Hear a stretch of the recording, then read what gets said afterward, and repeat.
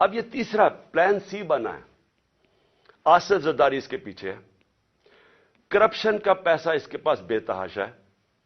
سندھ حکومت سے یہ باقاعدہ سندھ حکومت سے جو پیسہ لوٹتا ہے وہ یا الیکشن کے اوپر لگا دیتا ہے یا سینٹ کے الیکشن میں ایم پیز کو خریدنے پہ لگا دیتا ہے.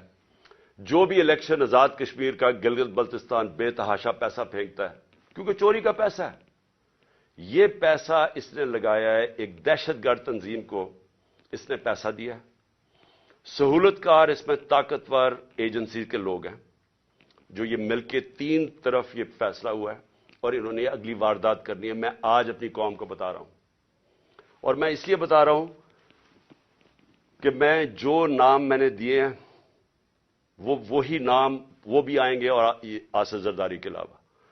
تو میں اس لیے یہ کر رہا ہوں کہ زندگی موت تو اللہ کے ہاتھ میں ہے. میں نے تو نکلنا ہے. جیسے میں ٹھیک ہوں گا میں نے تو اب الیکشن کیمپین پہ نکل جوں گا, نہیں تو ویسے کیمپین پہ نکلوں گا. لیکن میں تو بند میں نہیں ہوں گا. لیکن مجھے کچھ ہوا تو ساری قوم کو پتا ہونا چاہیے کہ کون لوگ تھے جنہوں نے یہ کروایا.